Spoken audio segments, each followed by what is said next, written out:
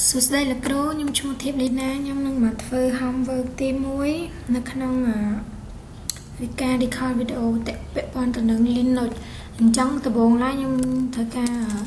so user របស់ខ្ញុំគឺ who am I អញ្ចឹង user របស់ខ្ញុំគឺឈ្មោះ Lina ហើយបន្តមកទៀតខ្ញុំត្រូវការ ls មើល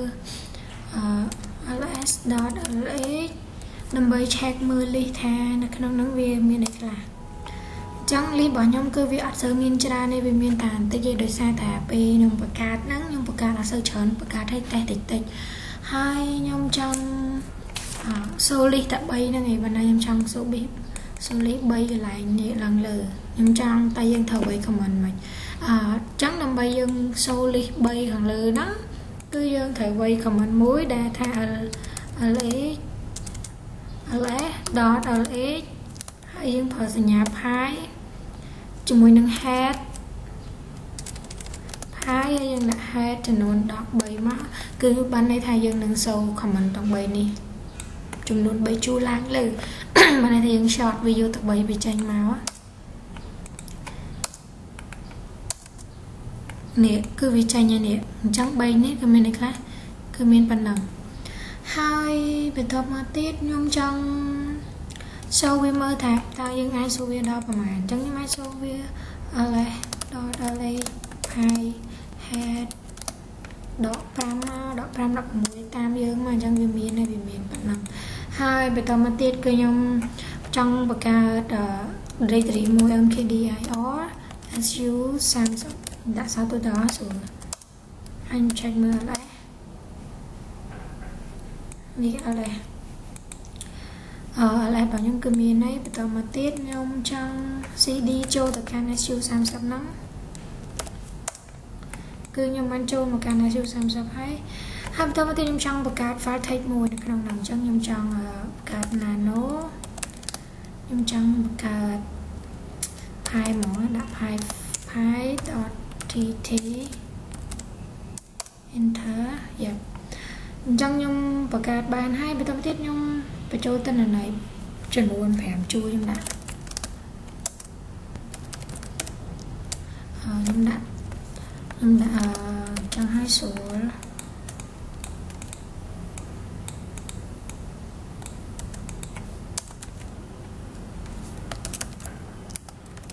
វាប្រហែលការចាំយើង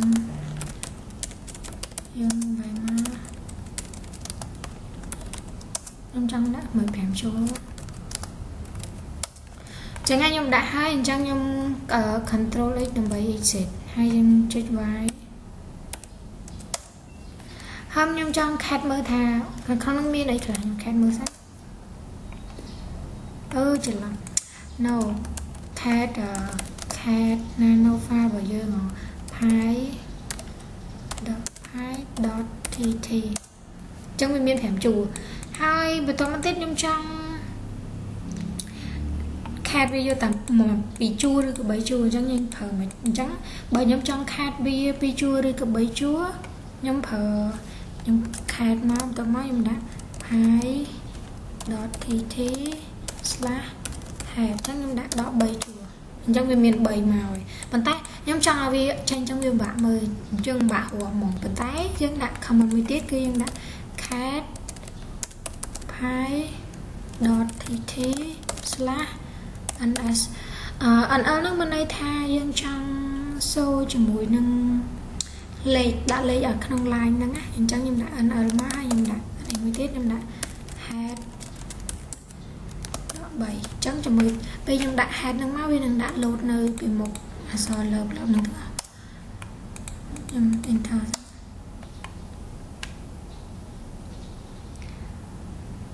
cat ខ្ញុំដាក់ឈ្មោះ file ហើយខ្ញុំ enter នេះវាចេញនេះអញ្ចឹងវាងាយស្រួលដល់អ្នកគ្នាហើយមួយទៀតខ្ញុំចង់ដាក់ពណ៌ខ្ញុំចង់ដាក់ cat ជាមួយនឹងហើយខ្ញុំដាក់អានេះជាមួយនឹង grab វាវិញ grab ខ្ញុំចង់ដាក់ទៅកាន់ view chẳng trong về mình nhận này là bây việc vú cứ vì nâng tranh po cả hòn nâng nhưng trong đạn là lớp ấy các bạn trong đạn là lớp lớp các bạn này 20 tiết nhóm thời ca tranh máu vĩnh hai nhóm ở lại mơ thiệt ở lại mơ ở lại đọc ấy ở lấy hai nhóm tranh mơ sao vậy phao vào nhóm mình bản tay mình đang dương riêng pk header vì lơ chu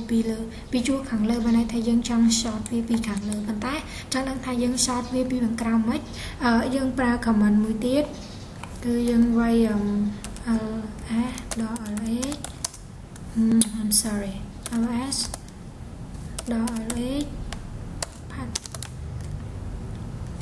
mùi nâng thái đó 7 dạ nhưng vậy comment nó đã sang buôn trong mình vi tranh bản năng nhưng đã tập ấy vậy chắc mình bay màu chắc ca short bị khang header hay nâng ở footer cứ vì mình bản năng này đòi dương phở trong phở dương short mà bị hàng lấy dương phở head bản tái bờ xe này tại dương trong short mà bị hàng khó dương phở cho mình theo hai chẳng cứ comment nghe nó cứ mình tập bản năng tê ở con Hello សួស្តីលោកគ្នាខ្ញុំឈ្មោះលីណាខ្ញុំនឹងមកបង្ហាញពី comment មួយដែលរៀនចង់តិចតួចទេប៉ុន្តែវាចំណេះដឹងនឹងវារៀងជ្រៅដែរគឺចង់បង្ហាញទៅកាន់ការបដូរ directory មួយទៅកាន់ directory មួយទៀតអញ្ចឹងខ្ញុំហួរមកមើលខ្ញុំសិននឹងគេជាឈ្មោះរបស់ខ្ញុំហើយបន្តមកទៀតខ្ញុំ check ខ្ញុំចង់ដូរls/etc etc ទៅកាន់ខ្ញុំ check មើល lesson ចង់ដឹងថាក្នុងនោះមានអីខ្លះ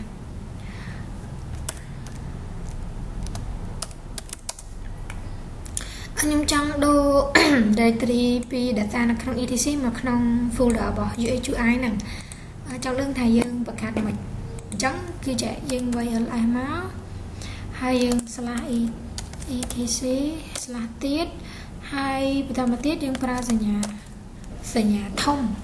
ដាក់សញ្ញាធំហើយយើងដាក់ចូលទៅកាន់ file UHUI មកខ្ញុំវាយ UHUI ហើយខ្ញុំ type ជឹកគឺចាញ់អញ្ចឹងខ្ញុំ enter ហើយបន្តមកទៀតខ្ញុំ cat មើលនៅក្នុង file UHUI របស់ខ្ញុំចង់ដឹងថាវាបានអត់នឹងគឺជា data ដែលយើងមាននៅក្នុង etc ហ្នឹងអញ្ចឹងយើងបញ្ចូលនៅក្នុងហ្នឹងគឺវាមានអញ្ចឹងហើយខ្ញុំអត់ចង់បញ្ចូលម្ដងទេខ្ញុំចង់ copy វាទៅ2ដងខ្ញុំវាយ ls etc ចូល2ដងគឺយើងដាក់នឹង2ដងមកដាក់ slash មកយើងដាក់សញ្ញាធំ2ដងមកយើងដាក់ UHUI របស់យើង yes គឺវាចូលដែរខ្ញុំត្រូវការ cat មើល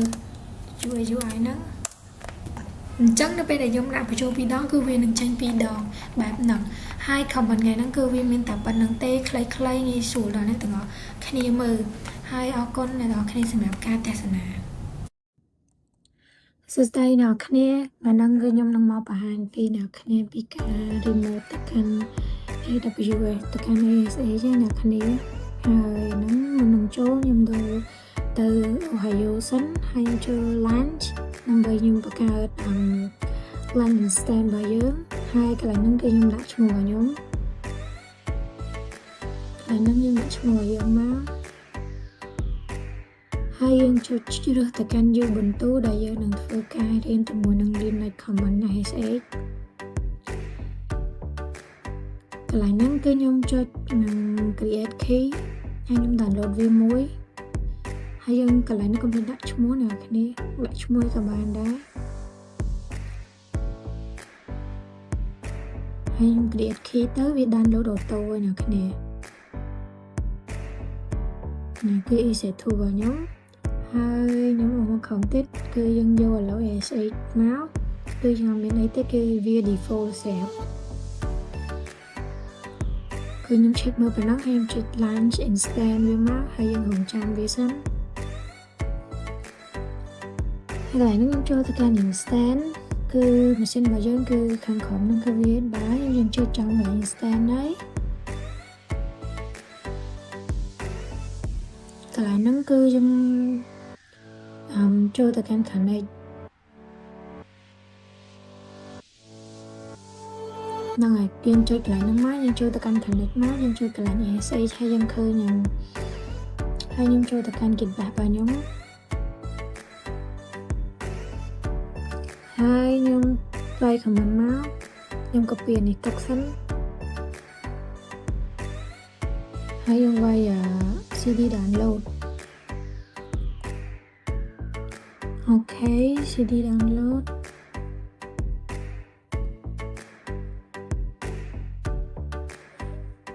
hai bây giờ bên nhóm ban cho thực hiện CD download hai nhóm cho copy cái lại năng hai nhóm mà shift control hay sorry bây giờ nhóm check mơ lại mơ sẵn hai nhóm thực hiện pha đại nhóm copy năng cho má hai nhóm mình thơ bây giờ bên nhóm mình thơ hay nhóm sư ca khả này cho thực hiện này SA cho một remote thực hiện SA cho má cứ dương một copy example bằng khẩu năng má hay dân Control CV dân enter đài dân bật điện đi mùi sẵn hay dân thực ra cho yes ok bây giờ bị bán thực ra clear screen mũi hai comment là nhóm chạy mai hô gảm ái hay bình tố hay dân vay PWD má đừng bay chạy directory thay dân nơi lại nà khi dân đời home hay bây giờ mà tiết nhóm thực ra check mơ hostname em trong lòng cả hostname mà nhóm cứ đôi chừng lòng nằm những hostname mà nhóm hai bây giờ một tiết cứ ca nghe để nhóm thời thấy cứ bây giờ cho bán nó như thời ca so do it that vì máu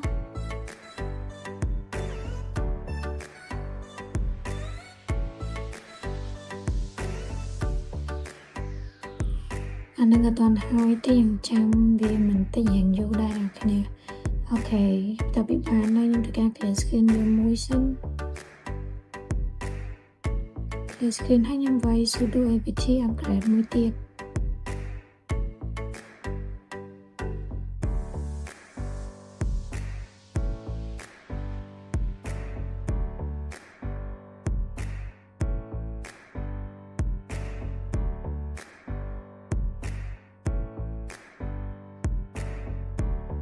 hay ni chỉ nghe đã khổ đã áo nhóm dân trăm mình đi đào bánh sẽ là khe này bánh hái nhưng với clear và tôi bên nhóm cho tất cả ca nghe để của bạn áo ấy cứ dương miên ca cho tri trắng hay nhóm thưa ca download tri hai má đồng bày nó bây đại dương trong check mơ tri là khán cứ dương miên sẽ dương với số đồ install tri má đã vai má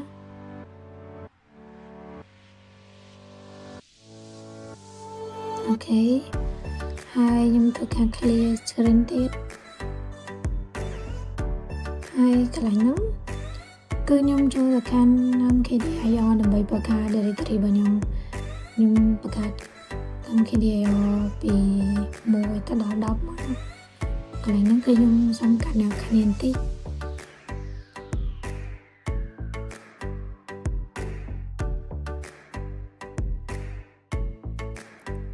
chân thì dương đập chân máu dương nhìn thơ máu ok hay dương tất cả tri bơ máu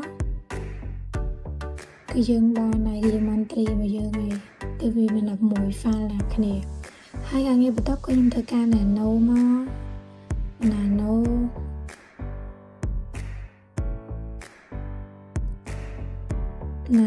thay cho dương đó cho năm thì pha every extension hay dân cho tất cả file là nó dân vay stage and state shoot welcome một năm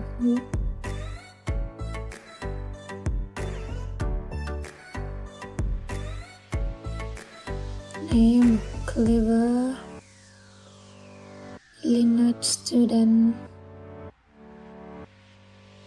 student I will try my best hay nhưng thực ra cho control là sao ấy mất thì dùng chạy nhảy hay còn mà ta tới trong thực ra CP check nó khi ấy phải tam nhau máu cái này nó cứ nhóm cắt trên để sao bị chọn bị hay nhưng thực ra quay tri mà cứ chạy nhảy chuyển mùi nào ខ្ញុំចង់ដូរ text របស់ខ្ញុំពី text ធម្មតាទៅកាន់ text file copy text យ៉ាងហ្នឹងហើយខ្ញុំធ្វើការថាវាមក convert វាទៅកាន់ file ថាអ្នកគ្នាខ្ញុំ su30.tar file ចុច001អូខេគឺវាចេញហើយអ្នកគ្នានេះ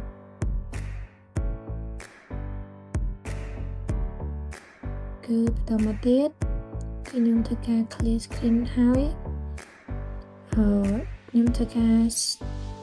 អានថាវាចេញបន្ទាប់ពីខ្ញុំដកថាវាហើយយើងធ្វើការអានថាវា cvf dot su30 ជា file របស់យើង .data ហើយ .tz ហ្នឹងហើយគឺយើងបានអានវាមកវិញ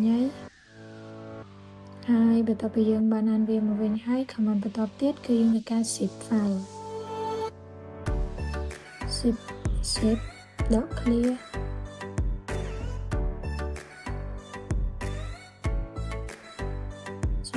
su30 .tt file zip 001ប៉ុន្តែអ្នកដឹងឲ្យវាចេញដោយសារតែខ្ញុំមិនទាន់បាន install file zip ហ្នឹងគឺខ្ញុំធ្វើការវាយ install zip សិនមក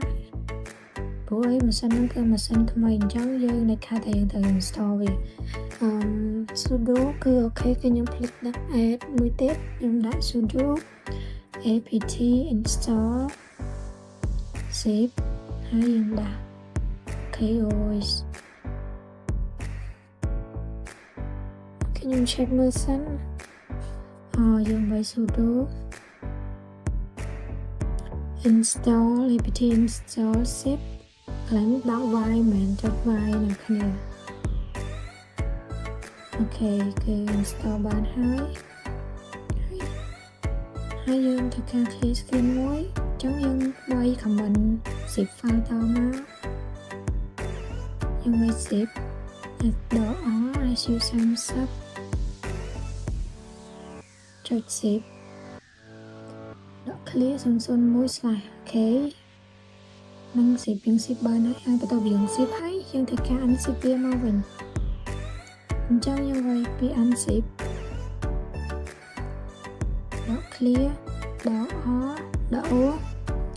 su30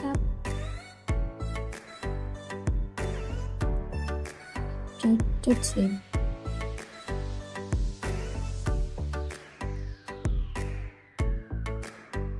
អញ្ចឹងគឺយើងបាន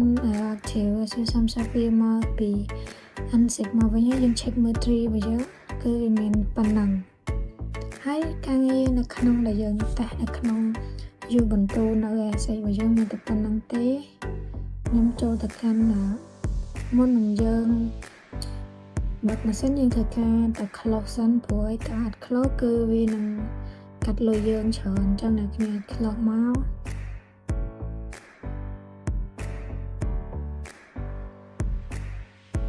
action អូខេយើងចូល install វាមកហើយគឺម៉ាស៊ីនយើងគឺ stop ទេអញ្ចឹងវាអត់កាត់លុយយើង refresh មកមួយទៀតអញ្ចឹងវីដេអូខ្ញុំមានតែប៉ុណ្្នឹងទេសួស្តីអ្នកគ្នាថ្ងៃនេះខ្ញុំមកធ្វើការងាររបៀបធ្វើ FTP ចូលទៅក្នុង EC2 នៅក្នុង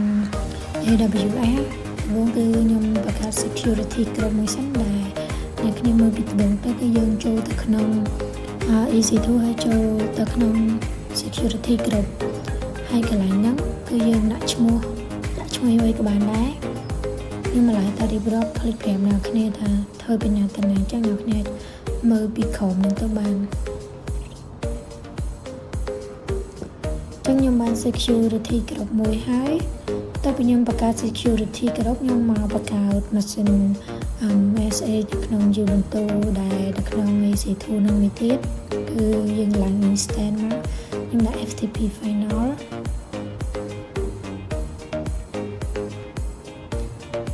ហើយ ខ្ញុំ create key មួយទៀតខ្ញុំអត់ចង់ប្រើ key ជាប់គ្នាឬក៏អីទេខ្ញុំចង់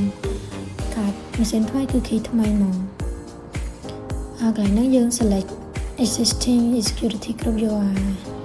my security ដែលខ្ញុំបានបង្កើតមុនហ្នឹងមកហើយយើងមិនមាន select អីទេគឺយើង run stand យកមកទៅហើយយើងឃើញម៉ាស៊ីនរបស់ខ្ញុំហើយអញ្ចឹងខ្ញុំធ្វើការ connect វាខ្ញុំចូលមកមើលហើយ link នៅក្នុង SA client ហ្នឹង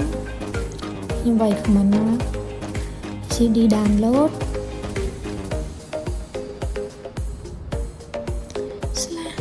ហើយខ្ញុំ copy comment ខាងលើនឹងមកមួយទៀតបន្ទាប់ពីចូលបានហើយខ្ញុំ copy comment មក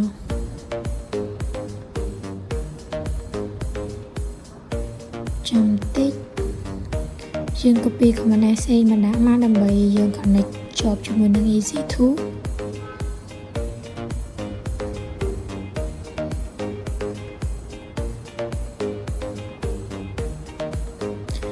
អូខេយើងរងចាំកន្លែងហ្នឹងបន្តិចចង់ដឹងថាវាដើរ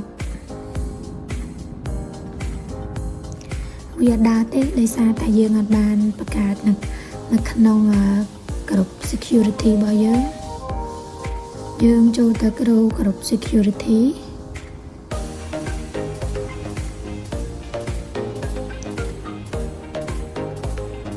យើងយកឈ្មោះ security ដែលយើងបង្កើតហើយយើងទៅធ្វើការ edit inbound ហើយយើងទៅការ add rule ឲ្យវាបើយើងអត់ add rule ទេគឺវាអត់ដើរទេអញ្ចឹងយើងយក TCP នឹងមកហើយយើងយក select ទៅកាន់ IP អ្វីក៏បានដែរគឺ00ហ្នឹងអញ្ចឹងបន្ទាប់ពីយើងបានបង្កើត rule security ហើយយើងមក connect ចូលទៅកាន់ EC2 របស់យើងម្ដងទៀត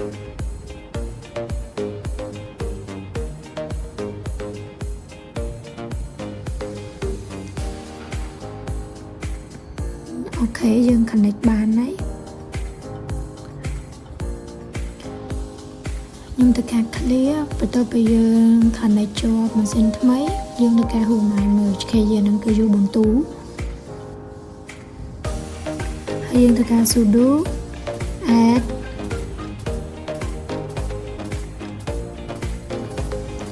នឹងវាខ sudo apt update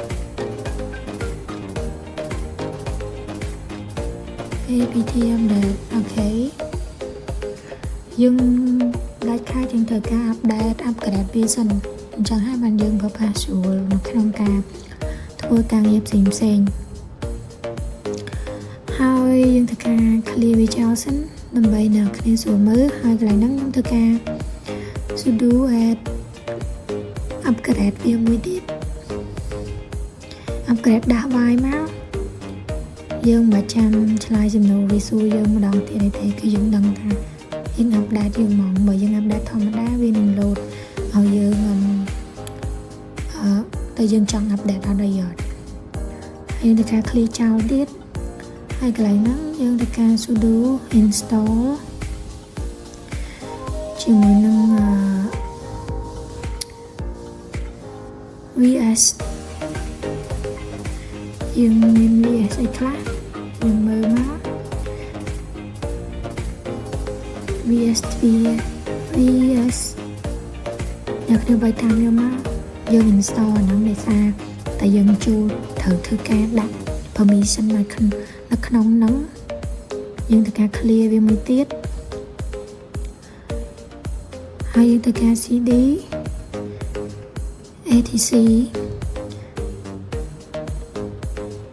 ហើយយើងត្រូវការដាក់ Y វាមកយើង check មើល file ដែលយើងបាន download មិញហ្នឹងចង់ដឹងថាវាមានអត់កន្លែងនេះអ្នកគ្នាវា VSF មកហើយ tab មកបន្ទាប់ពីយើងឃើញថាមានហើយខ្ញុំចង់ copy file ដែលយើង download មិញហ្នឹងដើម្បី copy ទុកព្រោះកាលនោះមានបញ្ហាមួយយើងមាននៅ file មួយទៀតយើងមិន install គេអញ្ចឹងយើងវាយ sudo CP មក CP នឹង copy ហើយយើងដាក់ file ថ្មីមកដាក់ឈ្មោះក៏បានដែរអ្នកគ្នាដើម្បីជួយអ្នកគ្នាចំណាំទោះពីយើង copy បានហើយយើងធ្វើការ check វាមួយទៀតមកអញ្ចឹង file របស់យើងគឺមាន2ដែលយើងបាន copy មួយ file ដែលយើង download មកដំបូងមួយហើយយើងធ្វើការ sudo nano អា file មិនហ្នឹងយើងចូលទៅសរសេរយើងចូលទៅលុបទៅអីគេទៅ enable យើងណាយើងមើលឡើយណាដែលយើងត្រូវ enable ខ្លះ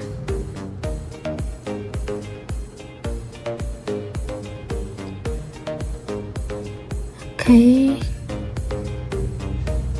enable អ្នកគ្នាមើលតាមខ្ញុំមួយគឺ right enable ហ្នឹងគឺយើងណាយ៉ាងវាដែរ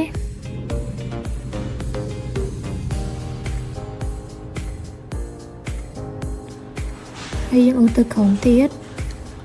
ហើយយើងត្រូវដាក់ប្រហែលជា 2-3 comment នៅក្នុងនោះដូចជា C ដូច C អីចឹងទៅ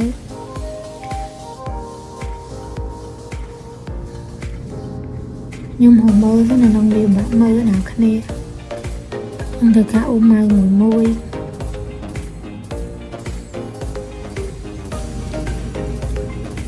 អូខេនេះគឺយើងលុបវាមកយើង enable វាអូខេនឹងមួយហើយយើងធ្វើការដាក់ទៅសេនៅពីតបពីវាមួយទៀតដើម្បី enable វាអ្វីដែលយើងត្រូវទៅសេគឺយើង hello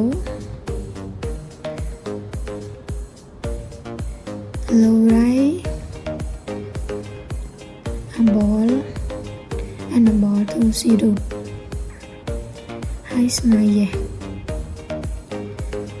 អូខេហើយយើងមកក្រោមទាំងអស់មកយើងត្រូវទៅសេ comment នៅក្រោមនឹងមួយទៀតអ្នកគ្នាទៅសេតាមខ្ញុំមក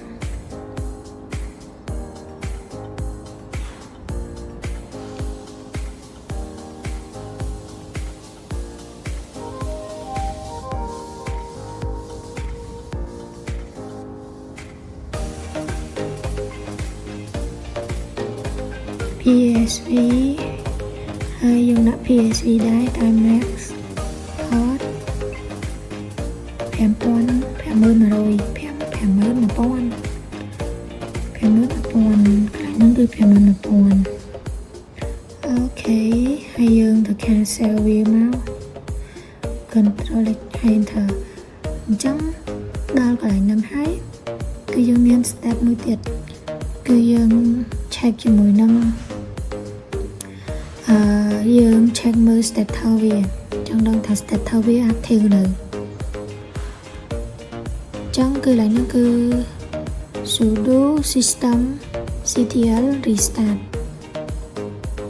ហ្នឹងបើវាអត់ចាញ់ទេយើងធ្វើការ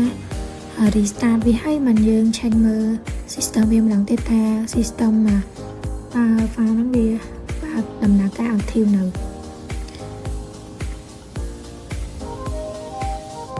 ខេអញ្ចឹងគឺកន្លែងហ្នឹងគឺ active running ហើយការងារបន្ទាប់គឺយើងចូលទៅក្នុង file សាលាហ្នឹងគឺខ្ញុំមាន user អ្នកគ្នាអាចទៅ download ពីណាក៏បានដែរហើយចុច file ហើយជាមួយនឹង site manager យើងដាក់ new site មកហើយកន្លែងហ្នឹងខ្ញុំដាក់ការ new FTP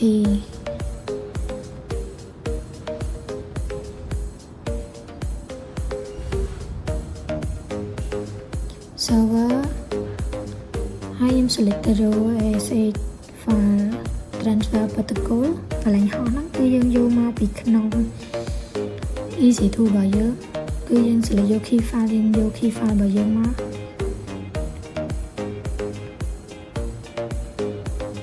អូខេយើង select យក file ហ្នឹងមក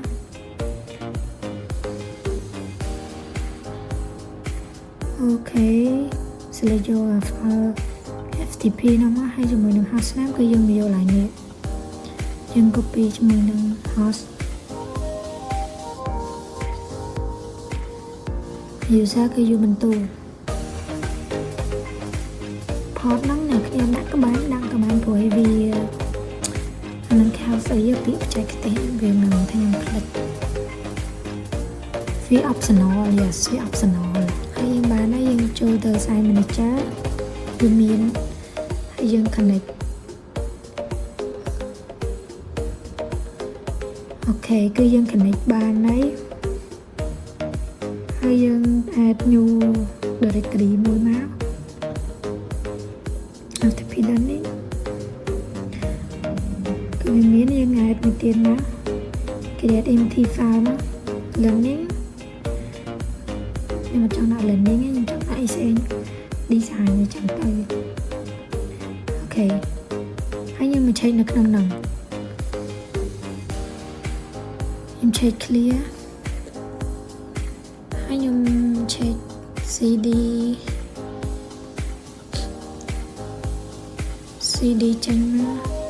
តោះមកខ្ញុំ check មើលថាអូខេគឺមាន file ដែលខ្ញុំបានបង្កើតនៅក្នុងហ្នឹងគឺវាមាន2ហើយបន្តមកទៀតខ្ញុំចង់ចូលទៅកាន់ tab design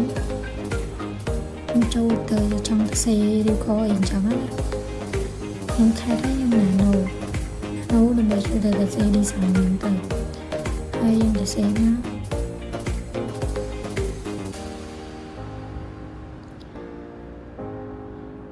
design final អីចឹងទៅ design ស្អីចឹងទៅ